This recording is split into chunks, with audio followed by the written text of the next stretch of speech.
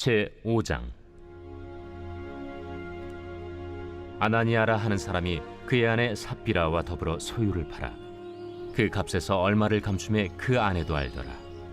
얼마만 가져다가 사도들의 발 앞에 두니 베드로가 이르되, 아나니아야, 어찌하여 사탄이 내 마음에 가득하여 내가 성령을 속이고 땅값 얼마를 감추었느냐? 땅이 그대로 있을 때에는 내 땅이 아니며 판회도 내 마음대로 할 수가 없더냐? 어찌하여 이 일을 내 마음에 두었느냐? 사람에게 거짓말한 것이 아니요 하나님께로다. 아나니아가 이 말을 듣고 엎드려져 혼이 떠나니 이 일을 듣는 사람이 다 크게 두려워하더라. 젊은 사람들이 일어나 시신을 싸서 메고 나가 장사하니라. 3시간쯤 지나 그의 아내가 그 일어난 일을 알지 못하고 들어오니 베드로가 이르되, 그 땅 판값이 이것뿐이냐? 내게 말하라. 예, 이것뿐이라. 너희가 어찌 함께 꾀하여 주의 영을 시험하려 하느냐? 보라, 네 남편을 장사하고 오는 사람들의 발이 문 앞에 이르렀으니 또 너를 메어 내가리라. 곧 그가 베드로의 발 앞에 엎드려져 혼이 떠나는지라. 젊은 사람들이 들어와 죽은 것을 보고 메어다가 그의 남편 곁에 장사하니 온 교회와 이 일을 듣는 사람들이 다 크게 두려워하니라. 자, 오늘은 사도행전 5장에 나오는 아나니아와 삽비라의 그 죽음 사건을 함께 공부를 해보도록 하겠습니다. 자, 초대 예루살렘 교회에서 그 공동체 안에서 이 헌금 문제 때문에 한 부부가 하나님의 심판을 받아서 이제 죽임을 당한 사건이 기록이 되어 있는데요. 헌금 문제 때문에 이 죽음을 당했다. 이게 이제 현대인의 시각에서 볼 때는 굉장히 이해하기 이제 어려운 그런 난제라고 할 수가 있습니다. 우리 현대인의 관점에서 볼 때는 좀 너무 지나친 하나님의 심판 사건이 아닌가 이렇게 이제 생각될 수가 있는 거죠. 그래도 이제 헌금하려고 했잖아요, 그죠? 아나니아와 이제 삽비라가 그래도 이 재산을 팔아서 그 하나님의 그 초대 교회 공동체를 위해서 이제 헌금을 하려고 한 그 행위 자체는 그래도 아름다운 건 아니겠어요? 그런데 좀 뭐 사람이 뭐 실수할 수도 있는 거죠. 뭐 이렇게 뭐 재산을 팔아서 헌금하려다가 아나니아와 삽비라 부부가 뭐 그런 생각을 했을 수도 있죠. 야, 이거 우리가 이거 다 팔아서 헌금하는 것도 좋은데 그래도 이 노년에 자식들한테 이 아쉬운 소리 하면서 생활비 좀 도와달라고 하는 것보다는 이 노후 보장용으로 좀 남겨서 이렇게 해놓는 게 낫지 않겠나. 어찌 보면은 뭐 지혜로운 생각일 수도 있을 것 같은데, 이런 굉장히 무서운 심판을 받은 것에 대해서 조금은 하나님이 지나치시다 이런 생각을 할 수가 있다고 하는 거죠. 좀 회개할 기회를 주시든지 좀 뭐 경고용으로 좀 이렇게 어떤 좀 조치를 해주시지, 그냥 그 생명을 앗아간다고 하는 그 자체는 그래도 지나치다 이제 이런 생각을 할 수밖에 없는 거죠. 우리가 이 아나니아와 삽비라 죽음의 미스테리를 이해하기 위한 첫 발걸음은 이제 사도행전 5장에 이제 아나니아와 삽비라 사건이 기록되어 있잖아요. 근데 이걸 먼저 이해하려면은 이제 4장부터 우리가 함께 봐야 됩니다. 특별히 이제 4장 32절부터 37절까지 말씀인데요. 거기 한번 보도록 하시죠. 자, 32절 어떻게 기록되어 있어요? 믿는 무리가 한 마음과 한 뜻이 되어 모든 물건을 서로 통용하고 자기 재물을 조금이라도 자기 것이라 하는 이가 하나도 없더라. 대단한 초대교회 공동체의 모습을 보여주고 있는 거죠. 33절 사도들의 큰 권능으로 주 예수의 부활을 증언하니 무리가 큰 은혜를 받아 그 중에 가난한 사람이 없으니 이는 밭과 집 있는 자는 팔아 그 판 것의 값을 가져다가 사도들의 발 앞에 두매 그들이 각 사람의 필요를 따라 나누어 줌이라. 구브르에서 난 레위족 사람이 있으니 이름은 요셉이라. 사도들이 일컬어 바나바라. 번역하면 위로의 아들이라 하니 그가 밭이 있음에 팔아 그 밭을 가지고 사도들의 발 앞에 두니라. 그리고서 이제 5장 1절 아나니아라 하는 사람이 그의 아내 삽비라와 더불어 소유를 팔아 그 값에서 얼마를 감춤에 그 아내도 알더라. 이렇게 이제 지금 내러티브가 연결되고 있는 거죠. 그러니까 이 아나니아와 삽비라 사건 앞에 어떤 사건이 기록되어 있어요? 바로 요셉 바나바가 밭을 팔아서 사도들의 발 앞에 두었다. 초대 예루살렘 공동체에 헌금하는 사건이 기록이 되어 있죠. 간단하게 얘기해서 이 두 사건, 바로 요셉 바나바가 헌금하는 사건과 아나니아와 삽비라가 헌금하는 이 두 사건이 묘한 대조를 이루고 있다고 하는 것입니다. 그게 이제 누가의 어떤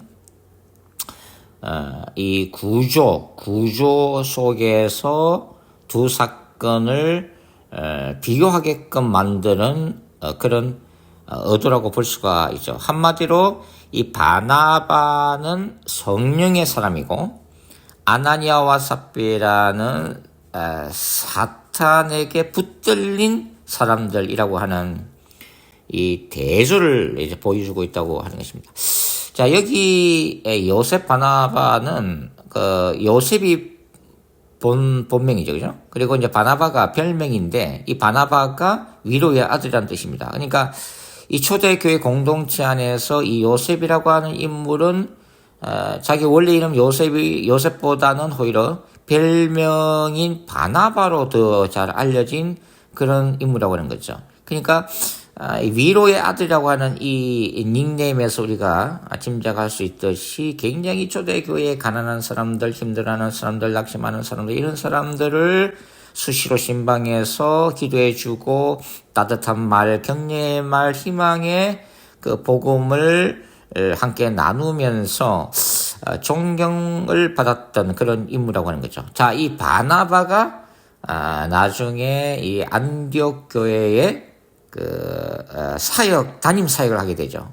그리고 이 사울 다소 땅에 내려가서 언둔 생활했던 바울을 불러다가 안디옥 교회에서 같이 공동 목회하면서 교회를 크게 이제 부흥을 시키고 나중에 성령의 강건하심을 받아서 바울과 함께 1차 선교 여행을 이제 떠나게 되는 사람입니다. 자, 그렇다면은 이 누가는 이 바나바의 이 헌금 사건과 아나니아와 삽비라의 이 헌금 행위를 나란히 열거하면서 뭘 대조시키려고 했느냐 하는 거죠. 자, 먼저 우리 사도행전 5장에 나와 있는 아나니아와 삽비라 사건을 좀 먼저 한번 보도록 그렇게 하겠습니다. 특별히 이제 사도행전 5장 4절에는 이 아나니아에게 베드로가 말한 그 부분이 기록이 되어 있죠. 이제 베드로가 뭐라고 되어 있어요? 땅이 그대로 있을 때에는 네 땅이 아니며 판 후에도 네 마음대로 할 수가 없더냐. 어찌하여 이 일을 내 마음에 두었느냐. 사람에게 거짓말한 것이 아니요 하나님께로다. 이렇게 베드로가 책망하는 장면이 이제 기록이 되어 있죠. 그러면은 여기서 지금 베드로가 아나니아에게 하는 얘기가 그 진위가 뭐라는 거예요? 베드로는 아나니아에게 토지를 팔아서 교회에 바치는 것이 강제적인 것이 아니다라는 것을 지금 얘기를 하고 있습니다. 그러니까 땅을 팔기 전에도 그것은 아나니아의 것이었고 팔았다고 해도 그 수익을 전부 헌금할 거냐 아니면은 일부를 드릴 거냐 하는 것은 아나니아 그 부부의 자유 의지에 달려 있었다는 것을 분명히 하고 있습니다. 그러니까 여기서 초대교회 공동체에 지금 토지든 재물이든 간에 팔아서 교회 공동체에 바치는 행위는 무엇보다도 그 신자 한 사람의 자유 의지를 존중했다고 하는 거죠. 그리고 자신의 어떤 결단도 있으면서도 성령의 어떤 감동을 받은 대로 헌금하는 것이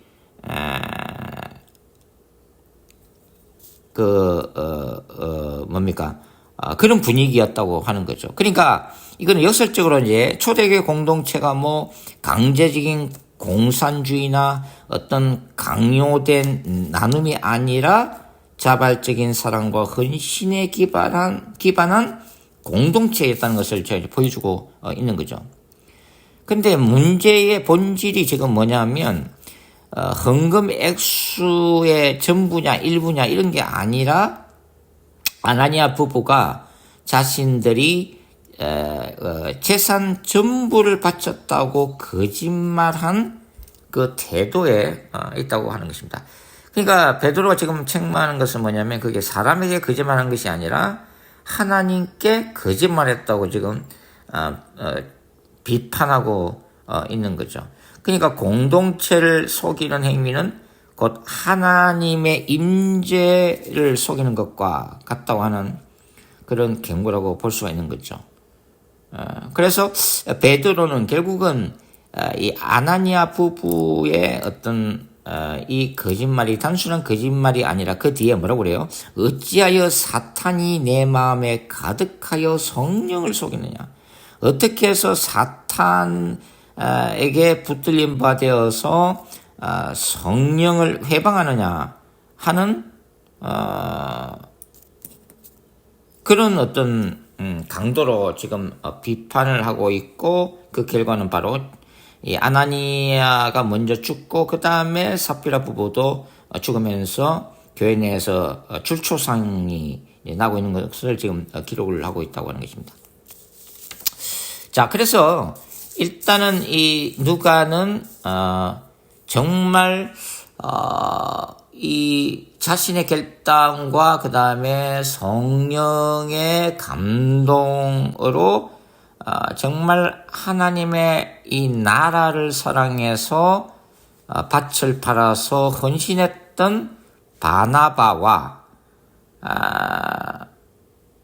이 바나바의 어떤 헌신, 왜냐면 이제 사도행전 4장에 이제 바나바 사건이 먼저 기록이 되어 있잖아요. 그죠? 바나바가 밭을 팔아서 헌금하는 사건이 먼저 기록되어 있고, 그 다음에 5장에 이제 아나니아와 삽비라가 기록이 되어 있기 때문에 아마도 이것은 확정적인 것은 아닙니다만 아마도 이 바나바가 초대교회 공동체에 밭을 팔아서 헌금하는 그 행위가 굉장히 사도들의 어떤 인정과 초대교회 공동체의 다른 교인들의 어떤 이 칭찬 가운데에 또 이루어졌던 게 아닌가. 그래서 그런 것들을 보고 아나니아와 삽비라가 말 그대로 정말 마음속에서 솟아나는 어떤 진정한 헌신과 사랑, 초대교회 공동체를 향한 그러한 진실된 마음, 성령의 감동이라기보다는 교회 안에서의 어떤 자신의 의를 드러내기 위해서 자신들도 이렇게 소유를 팔아서 헌금할 수 있다고 하는 어떤 이런 거짓된 어떤 것에 사로잡혀서 헌금하면서 결국은 그 일부를 감추고 속이는 그 결과까지 가지 않았는가, 이렇게도 이제 우리가 이제 생각을 할 수가 있다고 하는 거죠. 자, 그렇다 하더라도 이 아나니아와 삽비라가 이 거짓말 행위가 그토록 초대교회 공동체를 흔들어 놓을 정도로 심각한 범죄였는가 하는 이 부분을 우리가 다시 한번 짚어봐야 한다고 하는 거죠. 자, 그래서 두 번째로서는 바로 이 아나니아와 삽비라의 심각한 이 죄악의 실체를 이해하기 위해서 당시 초대 예루살렘 교회의 어떤 특수한 상황을 우리가 이제 이해를 해야만 한다 하는 것입니다. 자, 예수님이 육체적으로 부활하시고 그 다음에 그리스도께서 성천하신 이후에 마가의 다락방에 이제 성령이 강림하잖아요, 그죠? 그리고 이 강력한 성령의 역사 위에서 세워진 종말론적 공동체가 바로 초대 예루살렘 교회라는 것을 우리가 먼저 이해를 할 필요가 있습니다. 그리고 이 초대 교회는 임박한 어떤 종말 의식을 가지고 있다는 것도 우리가 기억할 필요가 있어요. 그러니까 베드로를 비롯한 사도들과 초대 예루살렘 교회는 예수 그리스도께서 가까운 시일 안에 이 땅에 재림하실 것이라고 기대했다고 우리가 봐야 한다고 하는 것입니다. 자, 이 초대 교회가 종말론적 공동체라고 하는 것은 예수 그리스도께서 육체적으로 이제 부활하시고 성령이 만인에게 부어지는 이 사건 자체가 바로 종말론적인 뚜렷한 이 징조였다고 하는 거죠. 자, 이것은 이제 유대 묵시적인 이 전성이 현실화됐다고 이 초대교회가 확신했다고 우리가 생각을 할 수가 있습니다. 그리고 이제 요엘 2장에서 예고했던 마지막 날에 내가 내 영을 모든 육체에게 부어주리라고 하는 이 종말론적인 예언이 바로 초대교회 예루살렘 교회에 성취됐다고 모든 교인들이 확신했다고 하는 거죠.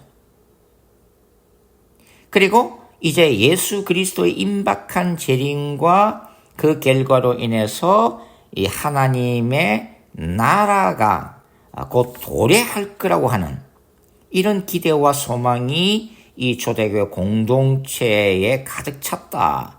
그런 어떤 특수 상황이었다는 것을 우리가 이제 이해를 해야 된다고 하는 거죠. 자, 이러한 임박한 종말 의식이 더욱더 힘을 얻은 것은 뭐냐면 베드로를 비롯한 사도들을 통해서 날마다 일어났던 놀라운 기적들, 기사와 표적 때문에 또 그렇습니다.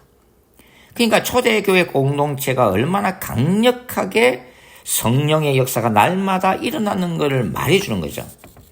오늘날 현대 교회가 우리가 소위 말해서 성령의 불이 꺼져 있다고 얘기하죠. 그죠? 성령 역사가 사라졌다고 얘기하는데, 물론 이제 그것들이 말씀을 통한 어떤 잔잔한 감동, 그 다음에 성령의 지속적인 역사를 거부하는 것이 아니라, 그런 것을 부인하는 것이 아니라, 이 초대 교회에서 날마다 일어났던 어떤 교인들도 예배를 통해서 강력한 하나님의 임재를 체험한 그것과는 비교를 할 수가 없다고 하는 거죠.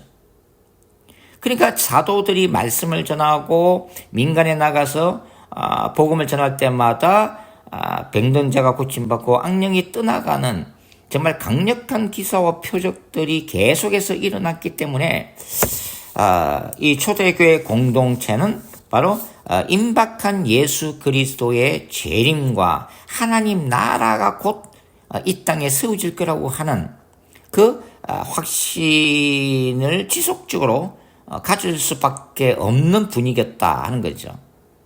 이런 가운데서 온 교회 공동체가 성령의 감동이 가득 차고 성령께서 강건하시는 그런 역사를 경험하면서 이 초대 교회의 교인들은 어떤 결과를 낳았다고 하는 거예요? 큰 은혜를 받으면서 이 사도행전 2장이나 사도행전 4장이 나오는 것처럼 이 밭과 집 있는 자는 팔아서 그것을 사도들의 발 앞에 두는 일들이 생겨나기 시작했다는 거죠. 그러니까 종말론적인 하나님의 나라 그리스도께서 재림하시면 결국은 이 땅의 재물과 그런 것들이 사실 무가치한 것이라고 하는 이것이 뭡니까? 현실을 부정하고 현실을 도피하는 어떤 이단적인 어떤 사이비 광신 집단에서의 그런 어떤 두려움과 공포 속에서의 어떤 잘못된 종말의식과는 완전히 대조를 이루는 거죠.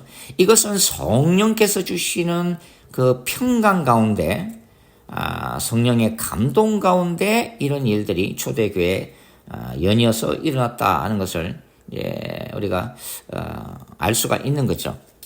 그리고 바로 이러한 이 종말론적인 현상은 바로 그 하나님의 나라가 도래하는 그 하나님의 나라가 어떤 것인가를 미리 보여주는 거였다고 하는 거죠. 그러니까 여기 이제 초대교회는 가난한 사람이 없었다고 하는 것은 바로 밭과 재물이 있는 사람들이 그것을 팔아서 초대교회의 공동재산으로 하면서 그것을 필요에 따라서 각 사람이 나누어 썼다고 하는 것이죠. 이런 의미에서도 이것은 뭡니까? 이데올로기화된 잘못된 공산주의의 또 사상체계하고는 전혀 다른 것이죠. 일당 독재하에서 다수의 민중들을 불행하게 만드는 이 공산주의 사회 개념하고는 전혀 다르다. 바울이 얘기한 것처럼 이 초대교회 안에서는 뭡니까? 노예나 자유자나 남자나 여자나 할 것이 다 그리스도 안에서 어떤 동등한 인격적으로 서로 존중받고 그렇기 때문에 곧 도래할 하나님의 나라를 이 종말의식 가운데 기대하면서 서로가 그런 담력과 어떤 이기심을 십자가에 못 박고 함께 나누는 이 아름다운 모습들이 바로 초대교회 공동체 안에서 일어났다고 이제 하는 거죠. 그런 가정 가운데 이제 바나바가 자기의 밭을 팔아서 사도를 발 앞에 두는 이런 일도 일어났다고 하는 거죠. 자, 그렇기 때문에 우리가 지금 왜 아나니아 삽비라 부부의 이 거짓과 위선 행위가 혹독하게 성령에 의해서 죽음으로까지 이렇게 다루어지게 되었는가를 우리가 이해할 수가 있다고 하는 것입니다. 자, 이 아나니아와 삽비라 부부의 죽음 사건은 사실 구약적인 모델을 또 보여주기로 하죠. 즉 여호수아 7장하고도 연결되어 있습니다. 자, 여호수아 7장에 보면은 그 야훼의 거룩한 전쟁, 그러니까 이스라엘의 능력이나 군사력이 아니라 전적인 하나님의 능력에 의해서 기적에 의해서 여리고성이 함락되고 이스라엘 승리를 하게 되죠. 그리고 이제 아이성 전투를 이제 하게 되는데 이제 이 가운데 벌어진 사건이 바로 아간 사건입니다. 그러니까 아간이 그 여리고성을 함락시킨 다음에 그 어떤 물건, 탐나는 물건에 손을 대고 그걸 감추었다고 하는 거죠. 그런데 지금 이제 이 여호수아에 나오는 야훼의 거룩한 전쟁에서는 우리가 이해될 게 뭐냐면 바로 헤렘 사상입니다. 이 헤렘 사상이라고 하는 것은 하나님의 능력에 의해서 이제 승리를 하게 되고 그 다음에 그 모든 성읍 안에 있는 것은 그럼 사람을 포함해서 재물과 가축 모두가 하나님께 바쳐진 거룩한 재물이라고 하는 사상이죠. 그게 헤렘 사상입니다. 그러니까 모든 소유는 하나님 야훼께 바쳐진 인간이 손댈 수 없는 거룩한 물건으로 취급이 됐다고 하는 거죠. 그것을 이스라엘 백성들은 모세나 여호수아를 통해서 이미 교육을 받았지만 이 인간의 이기적인 욕심과 탐욕에 사로잡힌 아간이 바로 이제 손을 대게 되는 거죠. 하나님의 거룩한 그 물건에 손을 대게 되는 거죠. 그래서 거꾸로 개인적인 차원에서 야훼의 거룩한 전쟁의 대상이 되게 되는데 이것이 아간 한 사람의 어떤 차원에서 심판으로 그치는 것이 아니라 아간이 속해 있는 이 이스라엘 공동체 전체의 죄악으로 간주되었다는데 심각성이 있었다고 하는 거죠. 결국은 바로 아이성 싸움에서 패배하고 맙니다. 왜냐하면 야훼 거룩한 전쟁에서의 승리는 이스라엘 백성들이 야훼 율법을 철저히 순종하고 그 다음에 공동체 안에서의 거룩성을 유지시킬 때만 하나님이 승리를 안겨주셨지만 아간의 이런 개인적인 죄악이 공동체 전체의 죄악으로 간주되면서 결국은 야훼의 거룩한 전쟁에서 이 작은 아이성조차도 정복하지 못하고 이제 패배하게 되고 결국은 이제 이 아간의 죄가 빛 가운데 노출되면서 아간이 이제 죽임을 당하는 그런 장면이 이제 기록이 되어 있는데 바로 이러한 것이 바로 신약의 아나니아와 삽비라 부부에게 지금 적용이 되어지고 있다고 하는 거죠. 그러니까 강력한 성령께서 운행하시고 그 다음에 아나니아와 삽비라 부부가 보게도 날마다 사도들 통해서 기사와 표적이 일어나는 즉 성령 하나님이 강력하게 역사하심을 분명히 눈으로 보고 귀로 듣고 있는 이 상황 속에서 바로 이 헌금 문제를 가지고 성령을 속였다고 하는 그 당시 초대교회의 특수한 상황 속에서 이 아나니아와 삽비라 부부의 이 거짓 행위는 결국은 이 사탄적인 질서, 사탄의 나라를 대적하기 위해서 이 사탄의 나라는 구체적으로 이제 유대계 율법주의나 로마 제국의 우상숭배 이데올로기가 다스리는 땅의 나라와는 반대되는 개념으로서의 그 하나님의 나라죠. 그 하나님의 나라를 성령께서 강력하게 세워 나가시는 그 과정 가운데 바로 아나니아와 삽비라의 이 거짓 행위가 하나님의 거룩한 공동체를 어떤 무너뜨릴 수 있는 이것이 일종의 포도원을 허무는 여우와 같은 존재로 간주되었다고 하는 거죠. 자, 그러니까 이 아나니아와 삽비라 부부의 이런 행위를 묵과하게 되면 결국은 이런 것들이 누룩이 퍼지듯이 이 거룩하고 종말론적인 공동체에 서서히 퍼지면서 그 자체가 붕괴될 수도 있는 사탄적인 세력으로 간주되었다고 하는 거죠. 그래서 성령께서는 바로 아나니아와 삽비라 부부의 이 거짓과 위선행위에 대해서 즉각적인 심판을 하실 수밖에 없었고 그 결과가 바로 아나니아 삽비라 부부의 죽음 사건이다. 이렇게 이제 우리가 볼 수가 있다고 하는 것입니다. 자, 그 결과는 바로 초대 공동체 안에 큰 두려움이 확산되었다고 하는 거죠.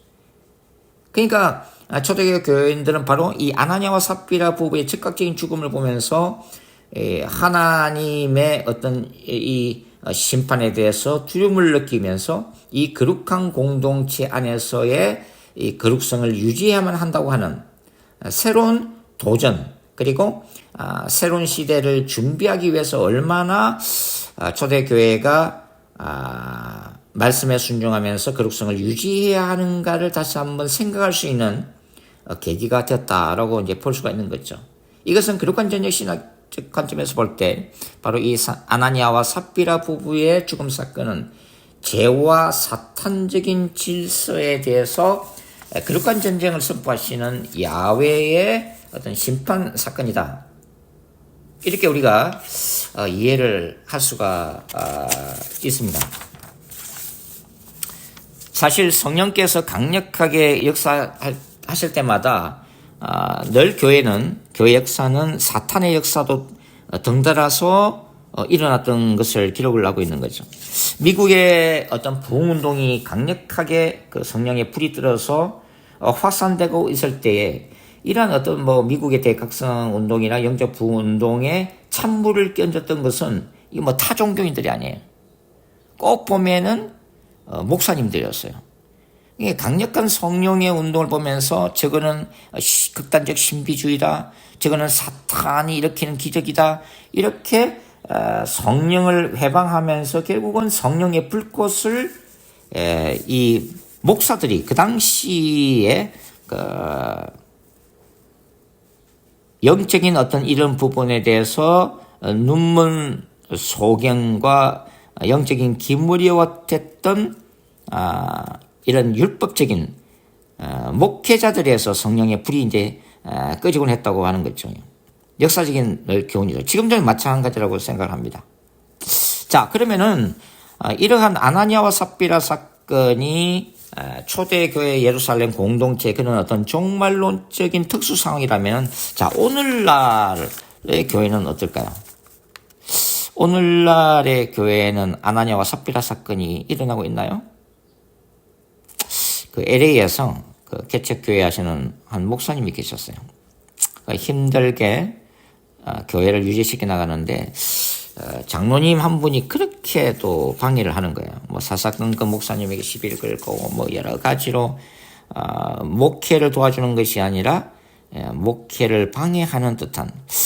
그래서 이 개척교회 목사님이 이제 상처를 받고 이제 마음속에 이제 좀 그런 게 있었죠. 그러다가 이제 본격적으로 기도를 시작했습니다. 하나님, 이 사도행전 5장을 읽어보면 아나니아와 삽비라 사건이 나오지 않습니까? 초대교회가 정말 바로 서기 위해서 성령께서 아나니아와 삽비라 부부를 즉각적으로 심판하셨는데, 그런 것들이 현대교회도 일어나야 이 사람들이 하나님이 정말 살아서 역사하신다는 것을 알지 않겠습니까?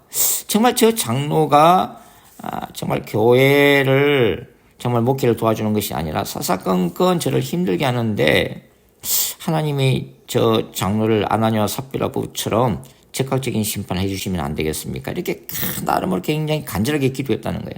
그러다가 하나님의 음성을 듣게 됩니다. 그때 하나님이 뭐라고 하셨는지 아세요? 사랑하는 종아, 너의 기도를 내가 잘 듣고 있다. 그런데 말이다, 너는 저 장로의 좀 생명을 좀 빨리 데려갈 수 없느냐고 나한테 하소연하지만, 사실은 그 장로 전에 내가 너부터 데려가야 될 상황이다. 왜냐면 사랑하는 종아, 너도 내 말씀에 수시로 불순종했지 않니? 너는 저 장로보다 더 큰 죄를 지었다. 그렇게 말씀하시는 음성을 들었다고 하는 거죠. 자, 그런데도 이 개척교회 목사님은 즉각적인 죽음을 면했다고 하는 것입니다. 왜 그럴까요? 은혜의 시대였기 때문에 그렇습니다. 은혜의 시대, 이 은혜의 시대. 하나님이 죄를 짓는 목사든 장로든 집사든 정말 그분께서 긍휼과 인내로서 기다려 주신다고 하는 거죠. 그러니까 초대교회 예루살렘 상황과 지금 교회 상황은 조금 틀리다고 말씀을 드릴 수가 있습니다. 만일 지금 상황이 초대교회 상황화 된다면 과연 어떤 일이 벌어질까요? 아마도 이 목사가 강대상에서 열심히 주일날 설교하다가 피를 토하고 죽는 일이 생길 겁니다. 나중에 알고 보니까 이 목사가 간음죄를 범하고 있었던 거죠. 또 어떤 대형교회에서는 이 장로가 이 대표교회 하다가 심장마비로 죽는 일이 일어날 거예요. 왜냐면은 그 장로가 맨날 탈세를 하고 있으니까. 그러면은 뭐 현대교회 안에서 주일마다 줄초상이 일어날 거예요. 이 시대가 초대교회의 상황이 된다면, 성령께서 강력하게 역사하신다면, 그리고 하나님이 우리들의 죄를 보고서 즉각적으로 심판하신다면, 아마 장의사는 떼부자 될 겁니다. 매주일 교회 앞에 연구차가 대기 중일 거예요. 그러나 그렇지 않은 것은 주님은 여전히 기다리신다. 주님은 여전히 죄를 회개하기를 기대하신다고 하는 거죠. 이 성령을 거스리는 죄, 그러나 이러한 하나님의 인내 시대가 계속되지는 않습니다. 언젠가는 초대교회 시대가 다시 돌아올 거라고 생각돼요. 우리의 죄가 이 땅에서 심판받지 않는다면 바로 개인적인 종말인 죽음을 통해서, 그리고 우주적인 종말인 예수 그리스도의 재림사건을 통해서 우리가 심판하시는 하나님의 그 보좌 앞에서 선악간에 반드시 심판을 받게 될 거라고 하는 거죠. 그래서 이 아나니아와 삽비라 사건은 바로 현대 교회 상황과 어떤 불연속성을 가지면서도 또한 연속성이 있다고 우리가 결론을 낼 수가 있습니다. 결국은 오늘 본문 아나니아와 삽비라 사건을 통해서 우리가 이제 배울 수가 있는 것은 이 성령을 속이는 죄가 얼마나 큰 것인가. 그리고 우리 안에 어떤 개인적인 차원에서 또 교회 공동체적 차원에서 거룩함을 유지하지 못하면은 언젠가는 주님의 준엄한 심판을 받게 된다 하는 것도 우리가 기억할 필요가 있습니다. 예수님 시대에 예수님이 유대인들을 책망하시면서 그때 고르반 얘기를 좀 하시는데 고르반이라는 것은 이제 하나님께 바쳐졌다. 근데 이 고르반을 구약의 거룩한 전쟁인 헤렘과도 좀 연결할 수 있지 않을까 하는 생각이 들어요. 이제 더 확장하면은 바로 헌금 문제인데요. 그러니까 하나님께 이 헌금을 드린다는 그 자체가 구약의 거룩한 전쟁인 헤렘, 이 하나님께 온전히 드려짐과 연결이 될 수 있는데 예수님이 이 유대인들이 이 고르반을 이 역용하고 있다는 것을 책망하신 적이 있죠. 그죠? 너희가 고르반, 즉 하나님께 이 물건이 바쳐졌다 하면 그걸 핑계로 너희가 이것을 부모를 공경하지 않는다는 거죠. 그러니까 굉장히 악한 거죠.